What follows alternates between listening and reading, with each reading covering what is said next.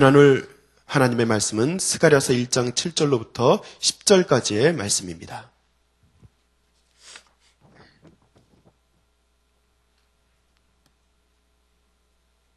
스가랴서 1장 7절부터 10절까지의 말씀, 구약성경 1313페이지 참고하시기 바랍니다. 우리 함께 한 목소리로 읽도록 하겠습니다. 다리오 왕 제2년 11째 달, 곧 스바도월 24일에 이또의 손자 베레가의 아들 선지자 스가랴에게 여호와의 말씀이 임하니라. 내가 밤에 보니 한 사람이 붉은 말을 타고 골짜기에서 화석류나무 사이에 섰고 그 뒤에는 붉은 말과 자줏빛 말과 백마가 있기로 내가 말하되 내 주여 이들이 무엇이니까 하니 내게 말하는 천사가 내게 이르되 이들이 무엇인지 내가 내게 보이리라 하니 화석류나무 사이에 선 자가 대답하여 이르되 이는 여호와께서 땅에 두루 다니라고 보내신 자들이니라. 아멘.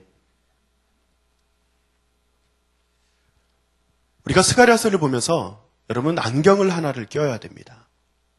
안경을 끼자 그러니까 여러분들이 무슨 생뚱맞은 얘기냐 이렇게 이야기하시겠지만 여러분 스가랴서 그 선지자들마다 자기가 이야기하고 싶은 어떤 그 한 가지 주제가 이렇게 관통하고 있어요. 이 성경의 그 스가랴서도 분명히 하나님의 말씀 가운데 이 부분을 갖다가 좀 이야기해야겠다라는 것을 스가랴가 하나의 그 시선을 가지고서 계속해서 써내려가고 있다는 것이죠. 어떤 선지자는 이스라엘의 그 멸망에 대해서 이야기하고 또 안타까운 이야기를 하거나 아니면은 그들의 그 상황에 대해서 이야기하는 선지자들도 있는 반면에 오늘 스가랴는 어떤 상황에서 이야기를 선포하고 있죠? 제가 이제 첫 번째 날, 두 번째 날 또 이야기를 계속했지만 스가랴가 지금 계속해서 말씀을 선포하는 이 시점에서 전하는 어떤 그 타이밍이 굉장히 중요한 타이밍이잖아요. 어떤 타이밍이에요? 그들이 돌아와서 마치 잘 될 것처럼 생각했는데 잘 됐어요, 안 됐어요? 안 됐잖아요. 지금 자기들보다 훨씬 더 자기를 괴롭히고 힘들게 했던 다른 나라들이, 주변에 있는 나라들이 더 잘 되고 있잖아요. 그런 상황에서 그들이 20년 동안의 그 절망 가운데서 스가랴가 하나님의 말씀을 받고 선포를 할 때는 분명히 어떤 하나의 시선이 있다는 거예요. 뭡니까? 위로죠. 하나님의 은혜죠. 하나님의 돌보심에 대해서 그는 이야기하고 싶은 거예요. 그래서 어제와 그제 우리가 말씀에서는 너희가 죄로부터 돌아와라. 너희가 잘못해서 그렇게 절망 가운데 있었다라고 말하면서 죄에 대해서 한번 언급하지만 그러나 앞으로 나오는 그런 말씀들을 쭉 전개되는 것을 바라보면 그것은 너희의 잘못과 그 회개할 것에 대해서 책망하거나 하는 내용보다는 하나님께서 어떻게 하실 것인지에 대해서 계속해서 언급하고 있는 내용들이 전개가 될 것에 대해서 우리가 예측할 수 있습니다. 그래서 오늘 말씀을 이렇게 볼 때 오늘 말씀에서도 하나님께서 도우시겠구나. 하나님의 그 은혜와 하나님의 돌보심에 대해서 기록하겠구나라는 것을 이제 보면서 오늘 말씀을 좀 따라가면 좋겠다라는 생각을 합니다.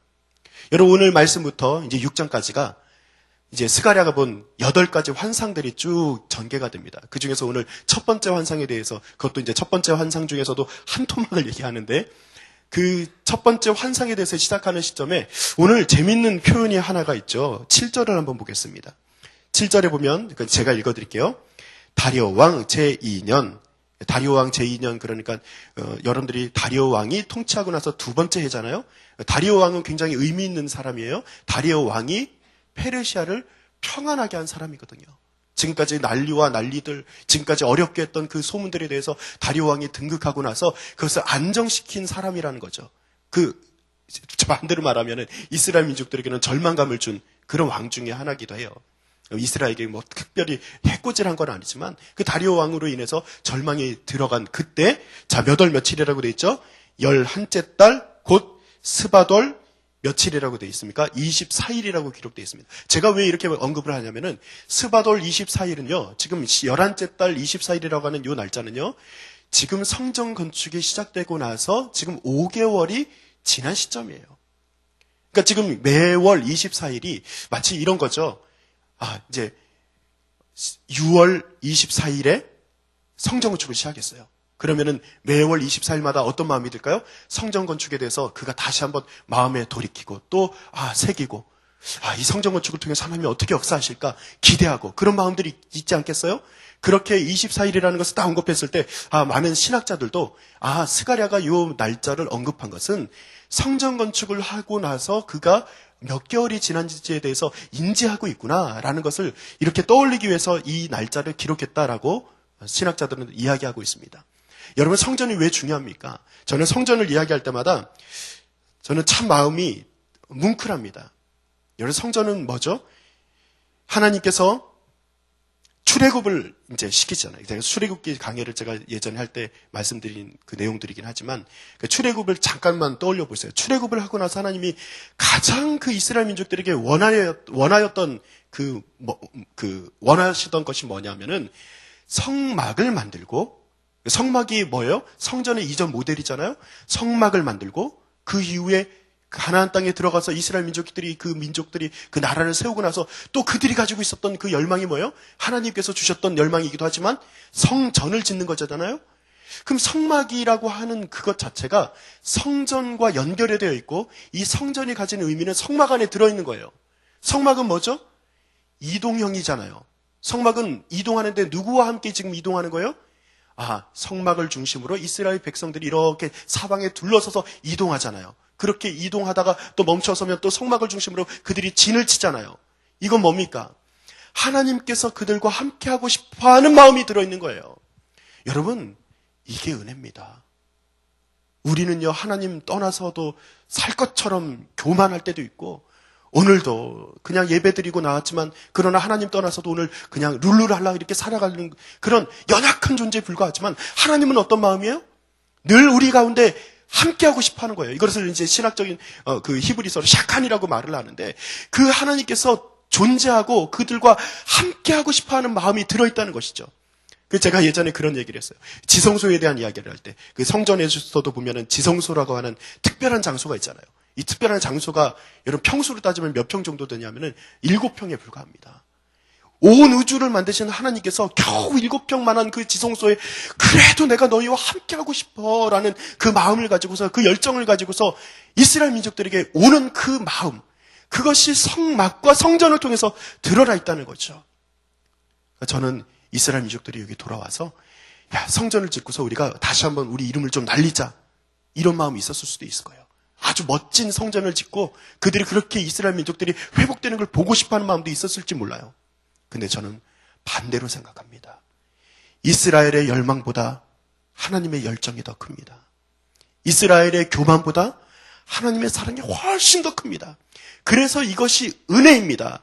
이스라엘 민족은 지금 아무것도 한 것 없죠. 이스라엘 민족은 그냥 말 안 들었던 것밖에 없잖아요. 이스라엘 민족들이 여기 돌아오게 된 것, 출애굽을 했을 때도 그랬고 그들이 이집트에서 그렇게 애통하고 고통받다가도 출애굽을 했을 때도 그들이 뭐 잘해서 하나님이 인도하신 거예요? 아니죠. 끝까지 하나님 잘 따르지 않았잖아요. 모세가 나타났는데도 의심했잖아요. 그러나 하나님의 은혜로 그들이 출애굽했죠. 오늘도 마찬가지예요. 하나님이 다시 이렇게 회복시키기 위해서 이 땅으로, 그 땅으로 하나님이 불러일으키신 것은 누구 때문이에요? 하나님의 은혜 때문이죠. 여러분 이것을 기억하시길 바랍니다. 그렇구나. 오늘 이스라엘 민족들이 오늘 성전을 지어가면서 오늘 스가랴가 이렇게 기대하면서 오늘 하나님의 환상을 받는 이 순간에 우리에게도 하나님 환상을 주시옵소서. 오늘 나에게도 회복의 말씀을 주시옵소서. 하나님 내가 절망 가운데 있을지라도 하나님께서 함께하고 싶어 하시는 그 마음에 그 열정이 나의 삶 가운데도 가득하게 하여 주시옵소서. 여러분 이것이 오늘 우리에게 주신 하나님의 말씀인 줄로 믿습니다. 여러분 오늘 하나님께서 함께 하실 것입니다. 그리고 8절을 볼까요? 8절을 제가 한번 보도록 하겠습니다. 8절에 보니까 8절에 보니까 내가 밤에 보니 한 사람이 붉은 말을 타고 골짜기에서 화석류 나무 사이에 섰고 라고 하는 표현이 있습니다. 저는 이제 화석류 나무가 뭘까 생각을 했는데 화석류 나무에 대해서 조금 설명을 드리면 이렇다고 합니다. 2m까지 이제 자라는 상록수 관목이라고 합니다. 상록수는 잘 알다시피 조금 날씨가 좋지 않고 좀 이렇게 열악한 환경 가운데서도 푸르름을 잃지 않는 마치 우리나라의 소나무 같은 이런 종류가 상록수라고 하잖아요. 그래서 이스라엘 민족에게도 이 화석류 나무라고 하는 것은 새로운 시작을 상징하는 나무라고 합니다. 제가 조금 더 얘기해 드릴까요? 이 화석류 나무를 그래서 어디다 쓰냐면은 장막절이라고 하는, 여러분 아시죠? 장막절에 장막을 짓고서 일주일 동안 그 안에서 머무는 그런 절기잖아요. 그때 이 화석류 나무로 이 장막을 만든다고 합니다. 또 한 가지 재밌는 얘기 할까요? 화석류 나무가 잘 자라는 곳이 어디였을까요? 이스라엘 민족 땅 가운데서도 성전이 있었던 그 지역 주변에 이 화석류 나무가 있었다고 합니다. 즉, 지금 스가랴는 성전터에 있는 거예요. 오늘 환상을 보는데 어디에 있다고요? 성전터에서 이 환상을 보고 있는 것입니다. 그래서 그 성전터에서 하나님께서 그들과 함께하고 싶어하는 그 열정이 담긴 성전, 그리고 이 성전을 통해서 하나님이 회복의 역사를 일으키고자 하는 이 성전터에 서서 그가 환상을 보고 있다는 것입니다.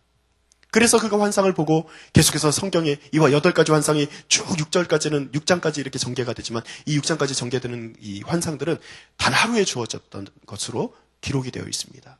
그래서 이 환상을 보면서 이 스가랴는 어디에 시선이 머무냐면은 하나님의 은혜가 있구나라는 것으로 시선이 머물고 더 나아가서는 온 우주를 끌어안고 있는 하나님을 만나게 됩니다.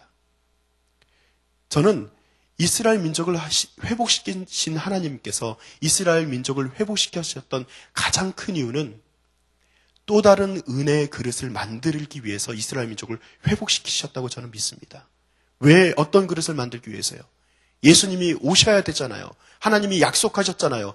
다시 오실 메시아에 대해서 하나님이 약속하셨잖아요. 그 은혜의 그릇을 만들기 위해서 은혜를 오늘 베풀고 계시는 거예요. 하나님께서는 오늘 이스라엘 민족들은 그냥 단지 성전 하나 만들고 이스라엘이라는 민족 하나 다시 한번 회복시키고 요 정도. 사실은 사람들이 다 그렇잖아요. 자기 앞에 놓여있는 문제, 자기 앞에 놓여있는 거기까지만 시선이 머물 수밖에 없지만 하나님께서 스가랴를 통해서 보게 하시는 그 시선은 어디까지라고요? 온 인류입니다. 바로 저희들까지입니다. 오늘 스가랴가 보는 단순한 환상, 간단하게 오늘 기록된 환상 하나에 불과하지만 이 화석류 나무에서 이 성전터에서 받은 그 환상은 곧 우리에게까지 연결되어 있다는 것입니다. 사랑하는 성도 여러분, 오늘 성경이 어제 말씀 보면서 이 말씀이 너무 어렵다. 화석류 나무 사이에서 무슨 환상 보고 말 나오고 천사 나오고 이렇게 하니까 어렵다 이렇게 생각하셨을지 모르지만 그러나 하나님의 시선을 가지고 이것을 보면은 그렇구나. 하나님께서 이미 그 안에 담아두신 뜻이 있구나라는 것을 발견하게 될 겁니다. 그게 어디 나오죠? 오늘 읽은 10절에 나옵니다. 10절 말씀 다 같이 한번 읽어보도록 하겠습니다. 10절 말씀은 다 같이 읽습니다. 준비 시작.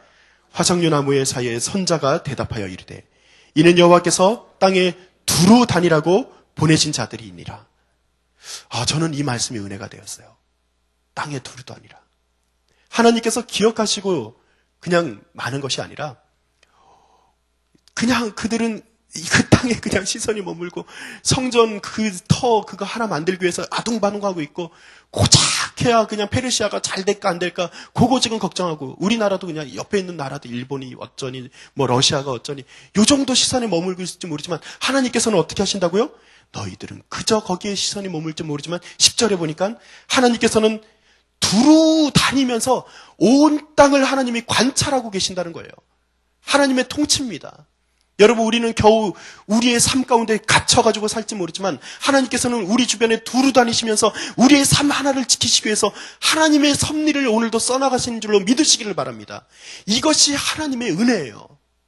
저는 어제 이렇게 저희 아이들을 요즘에 저녁에 잘 때 볼 때가 많은데 자거나 아니면 오늘 아침에도 나오면서 아이 얼굴을 이렇게 보고 나왔는데 얘네들은 참 좋겠다.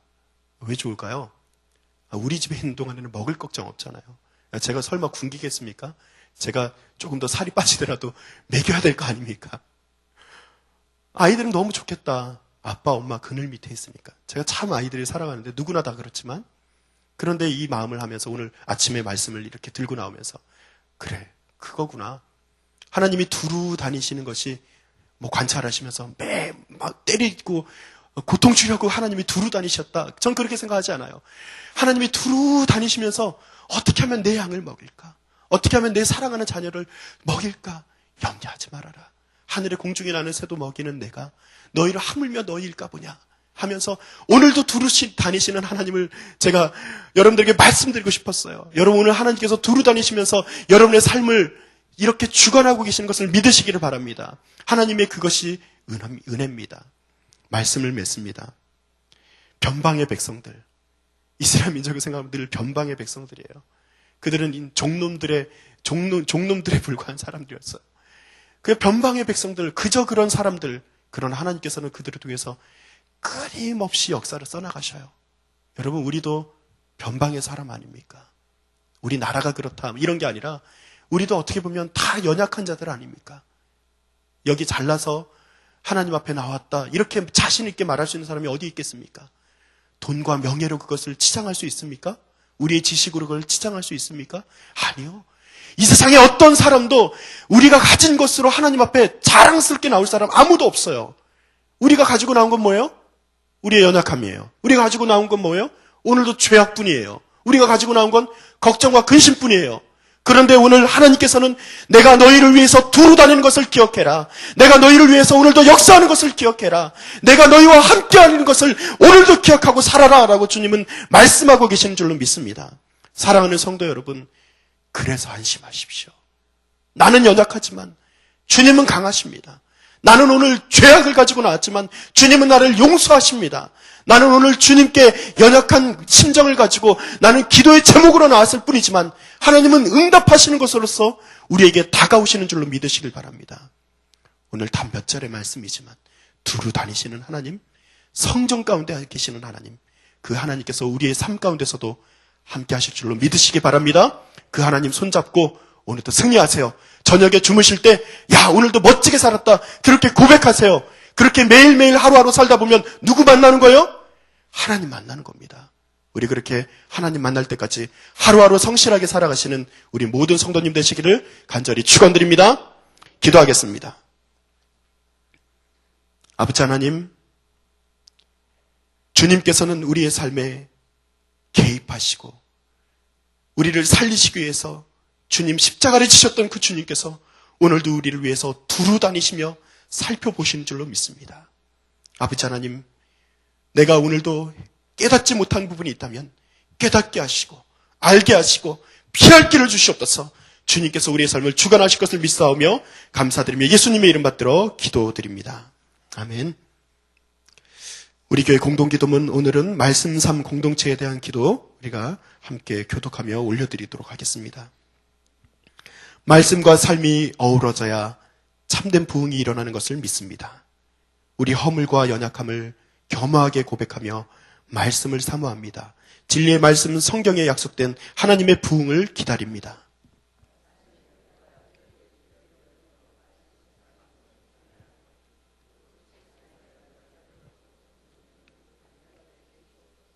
삼위일체 하나님의 임재와 현존으로 사랑의 음성을 들려주옵소서.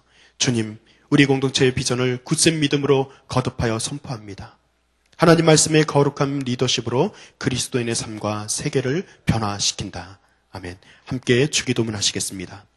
하늘에 계신 우리 아버지, 아버지의 이름을 거룩하게 하시며 아버지의 나라가 오게 하시며 아버지의 뜻이 하늘에서와 같이 땅에서도 이루어지게 하소서.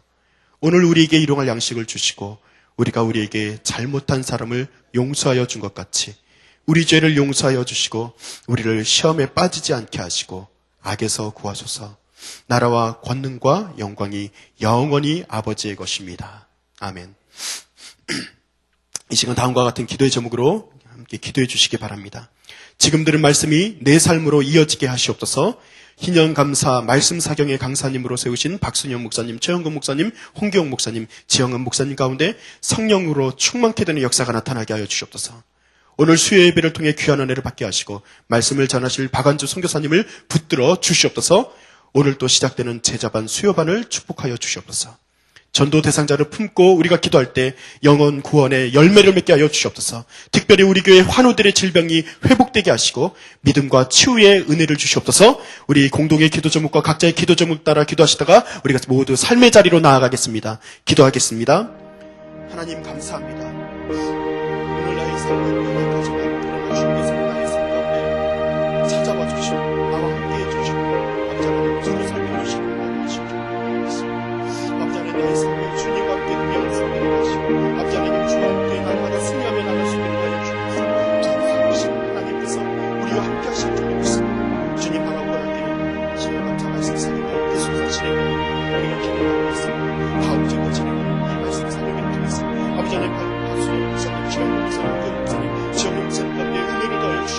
아버지 하나님 주의 성령을 부어주시옵소서. 주의 능력을 부어주시옵소서. 아버지 하나님 특별히 오늘도 수요 예배를 드립니다. 아버지 하나님 말씀 자르시고 다 같이 서로 삶을 나누겠습니다. 아버지 하나님 예배를 통해서 우리가 하나님의 역사가 나타날 수 있도록 하여 주시옵소서. 주의 축복이 나타날 수 있도록 주여 인도하여